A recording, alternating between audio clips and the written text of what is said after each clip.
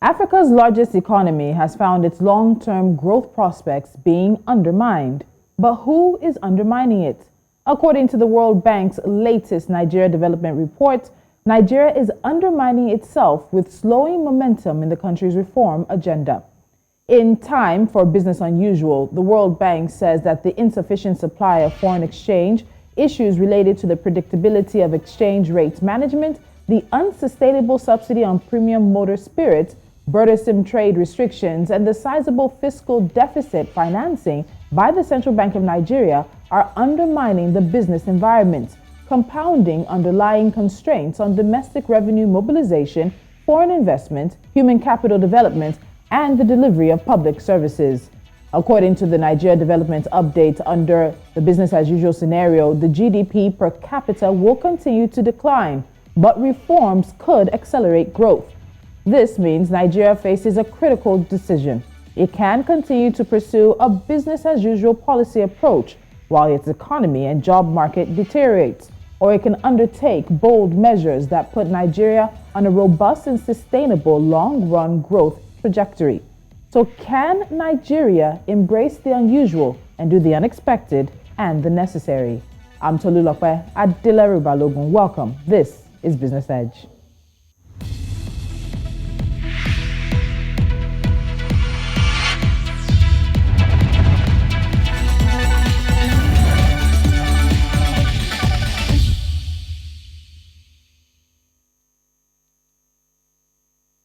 I have Gospel Obele, the chief economist at Streetnomics, joining me today. Gospel, welcome back to Business Edge. Thank you so much for joining me.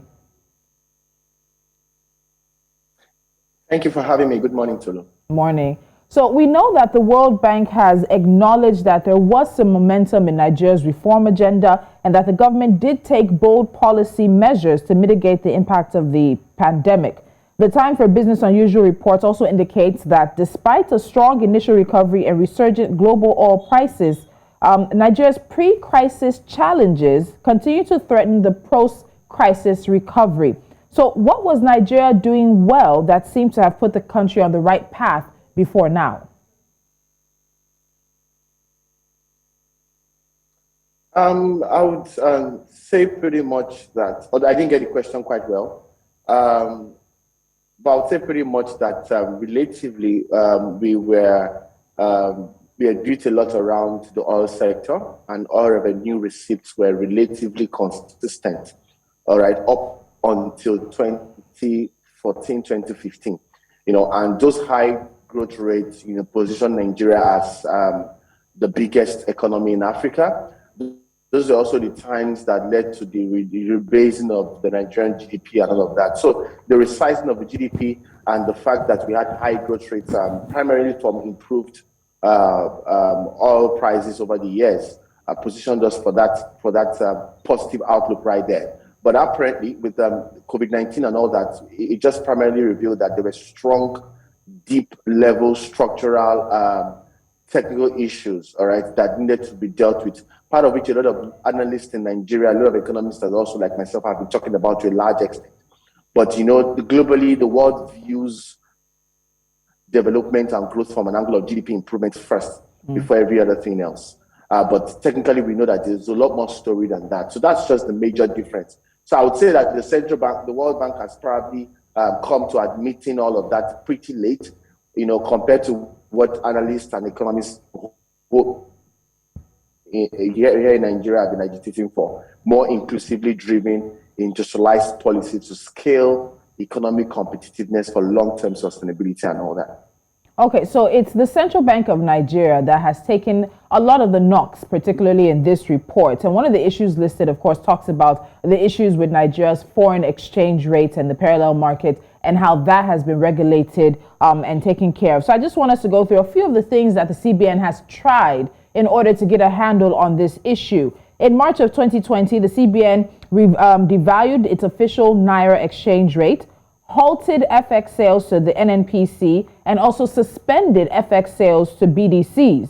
In August of 2020, I'm just going around this timeline now, the CBN barred agents, companies, and any third party from accessing its SMIS Forex window through Form M foreign purchases. It also barred operators of payment services banks from accepting FX deposits and then resumed the sales of FX to BDCs. The CBN has also tried the Naira for Dollar scheme for diaspora remittances. It has again in July of this year discontinued FX sales to BDC operators. And then in September, it declared a website, Aboki FX, a parallel rate data source, illegal. These are just a few of the actions that the CBN has done in recent times. And on the screen, you can see a number of them as they go back at least in the past 1 year. Why has the CBN struggled so much to get a handle on the foreign exchange system in Nigeria? Yeah, all right. Thank you for that question. And it's also clearly important to note that no central bank in the world today can achieve a level of effectiveness in terms of monetary engagements or monetary policy systems and all that without some form of fiscal balancing or some form of fiscal discipline or some form of fiscal commitment to things. Now, part of the challenges, a lot of the challenges you see today that has played out in the form of aggressive policies by the central bank were birthed from structural issues, all right, over time that has happened due to some form of fiscal indiscipline over a decade or two or more. So what we're seeing now is the effect of a long history of fiscal indiscipline, and that has structurally affected things such that the central bank is now trying to manage the currency in the midst of, will I use the word, in areas that are beyond their control and all the likes. And what you have is just a collision of policies that would seek to patch the problem than dealing with the problem. But apparently, the central bank is not in the best position to deal with that problem solely. But at best, they're rolling out aggressive policies that probably changing the dynamics of how that problem is interfacing, and its consequences and the like. So I don't think it's fair to put all the challenge on the central bank from a policy standpoint, which that report did. It would only make sense to balance out to understand that the central bank is dealing in areas that are outside the control due to a long issue of fiscal indiscipline that's happened. So take, for instance, one of the reasons why the Naira is on a free fall today, and we have the Aboki FX policy, the BDC policy and all that, is fundamentally because over decades, all right, the political economy did not position the Nigerian economy on the ideology of competitiveness and the need to scale non-oil. If we had done that effectively, creating good ambitions, position where the Naira would have been how will I put it, competitive with other global currencies. All right, that way the central bank will have less work to do from a policy management standpoint. In as much as I agree that lots of the policies rolled out by the central bank recently has hurt the economy more. But you need to look at it from two sides of the coin to be able to tell the story more comprehensively. Anything shorter than that is dealing with the Nigerian economy from policy patch basis, and all that. So, and it's interesting you talk about that because, again, what you're saying is that these are structural defects, structural issues that have been long-standing. So while this report may be a snapshot in time, it needs to paint a better picture. So one of the pictures that's also being painted has to do with Nigeria's debt issue as well. And the CBN, it also mentioned in this report that the CBN has to deal with the sizable fiscal debt financing by the country. Now, while the bank says for now, they believe that Nigeria's debt burden remains manageable for the time being, maintaining sustainable debt dynamics will require curbing the use of the CBN financing for the deficit and addressing fiscal pressures to break the cycle of low growth and rising public debt. So if we're saying in one way, because I heard you say very clearly that it seems that the CBN is going a little bit outside of its traditional regulatory behavior, regulatory sort of boundaries, and getting into other areas of financial management and fiscal management as well. What do we then make of this aspect of the CBN and the fiscal deficit financing? Where do we stand with that?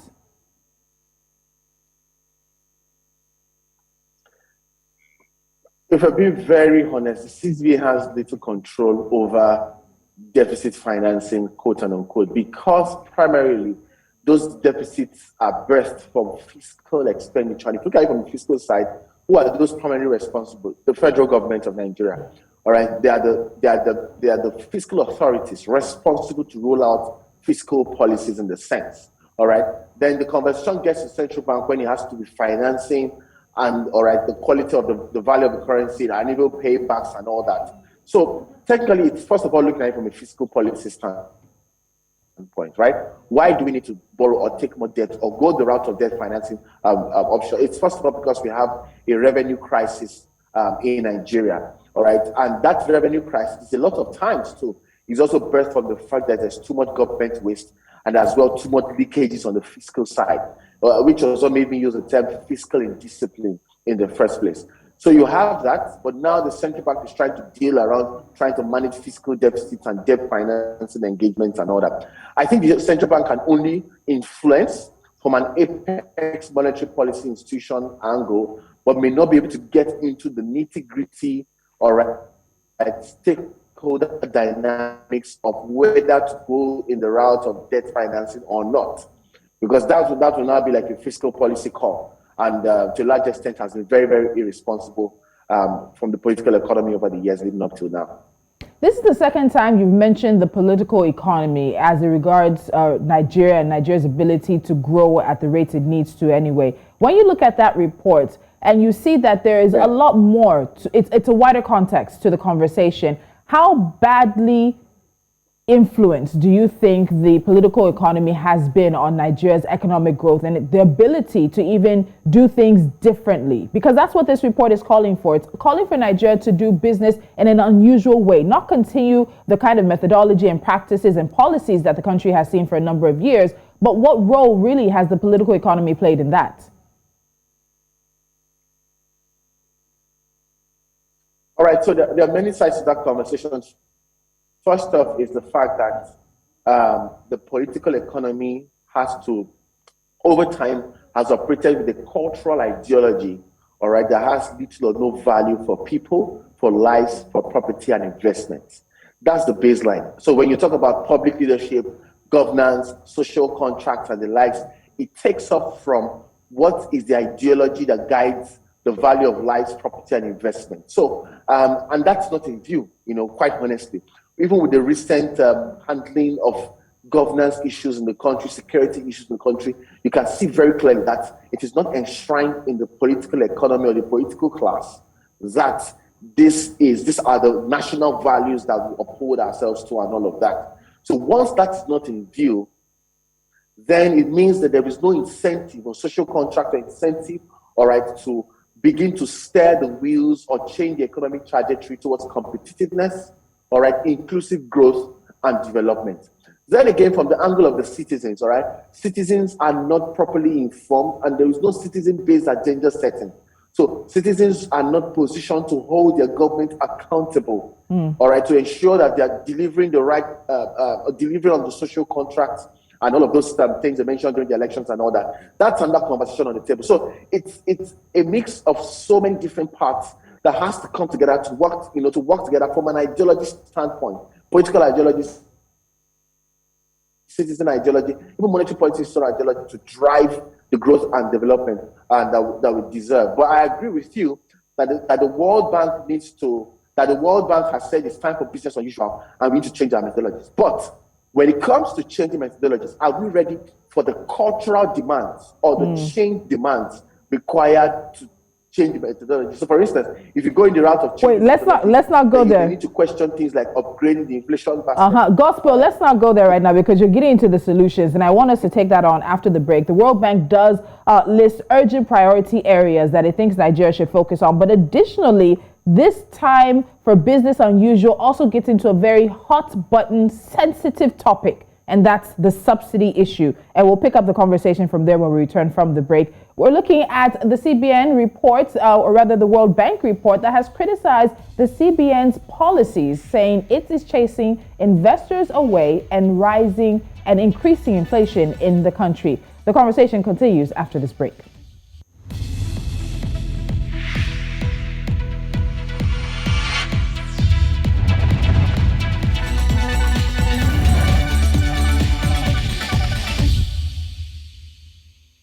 Gospel Obele of Streetnomics is still with me as we look at that World Bank report that has been quite critical of the Central Bank of Nigeria's policies for the economy. Now, another major part of this report is that the bank, like many others, thinks that Nigeria's fuel subsidy is unsustainable and it's past time for it to go. The criticism is that the subsidy is costly and actually benefits households that are better off than the poor it's intended to benefit. The Minister of Finance recently announced that Nigeria will end the subsidy in 2022 and replace it with a 5,000 naira a month transportation grant to about 30 to 40 million of the poorest Nigerians. This seems to be a solution that even the World Bank favors. So let me bring Gospel back in here. Gospel, looking at the situation and the criticism of the subsidy reports, as well as what the bank is saying now and the intentions that Nigeria has, is this the way to go when it comes to the subsidy issue?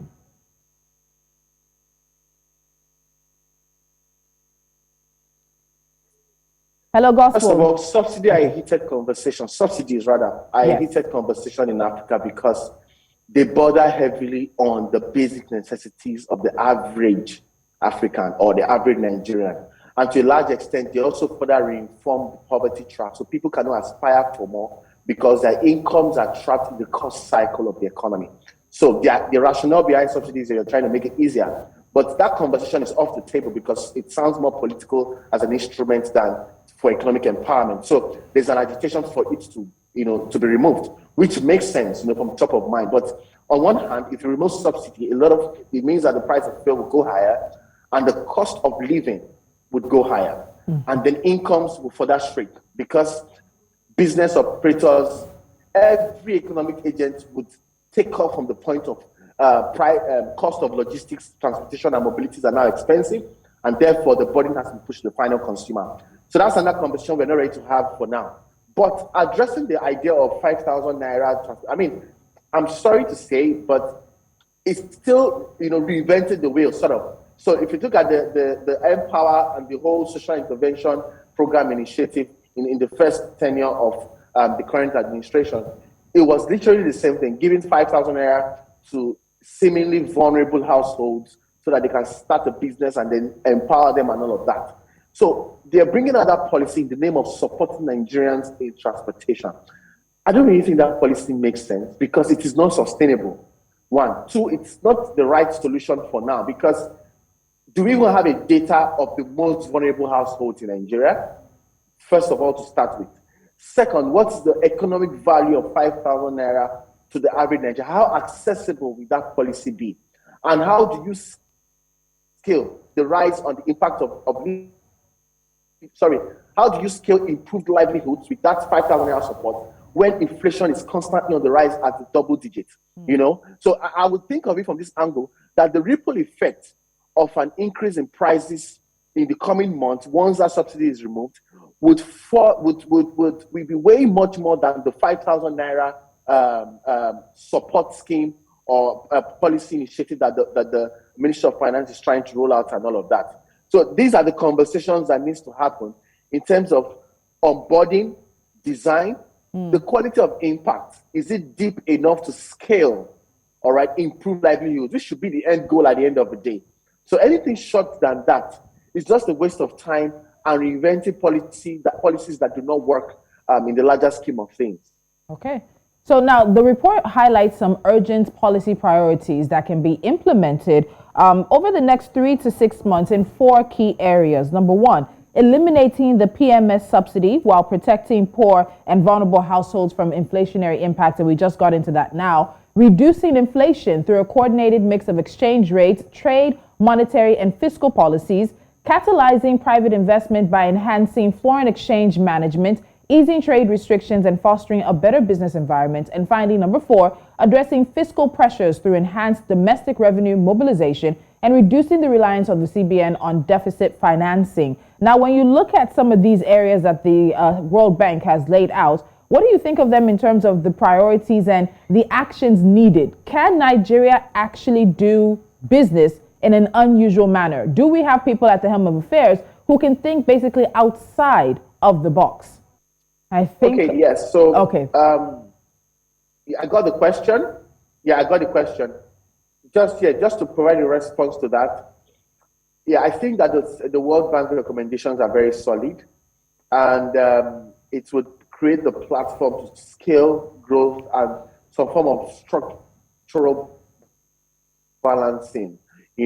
However, a few of those recommendations have to be also further tilted or narrowed down to context when it comes to social inclusion and dealing with the ripple effect or impact from failed policies in the past. So that's one. Secondly, on the issue of if we have people at the helm of affairs, I believe we do. Although the conversation is more around the ideology that guides policy growth and development or policy engagement. Number one, the ideology. Secondly, the Nigerian economy is so complex that things have really gone really bad, such that it's impacting heavily on the quality of policy reforms at all. So we need to be careful on what reforms need to be deployed per time to see the kind of results we want. So I would rather say that, yes, we have the right people at the top, but the ideology needs to change, and then secondly, we need to also evolve into more of the macroeconomics details around how these policies are being rolled out for sustainable progress and impact. All right, Gospel, will end the conversation there for now. We haven't really heard from the Central Bank of Nigeria or the federal government in response to this criticism that's laid out in the Time for Business Unusual. There definitely will be some response, and the government will likely point to areas that it believes it has succeeded, as well as lifting people out of poverty and possibly also moving forward the reform agenda. But we'll talk about that when it does happen. Gospel Bele, thank you so much for joining me. All right, so we're going to keep things moving on straight into NC4 to watch right after this.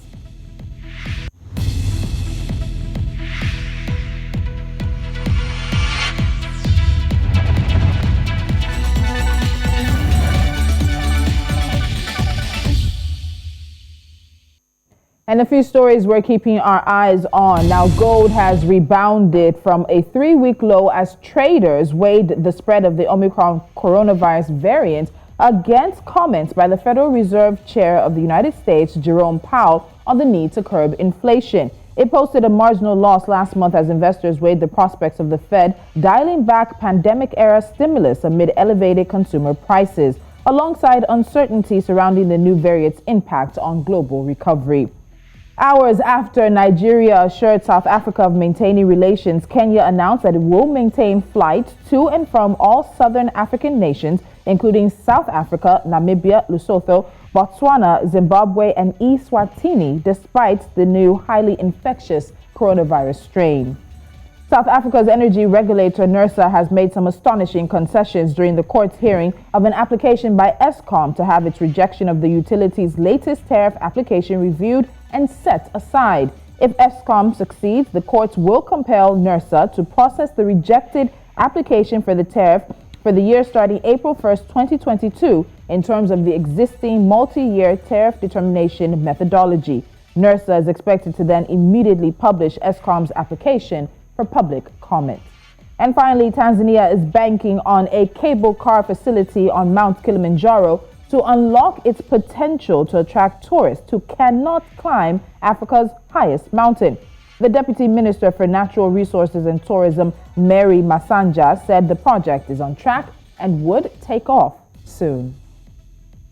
And that's Business Edge. We are on social media at News Central TV. We have an app. Please download and make sure you take us with you wherever we go. And we are live on Star Times and on multiple platforms. Do stay with us right here where we keep Africa first. Have a good day.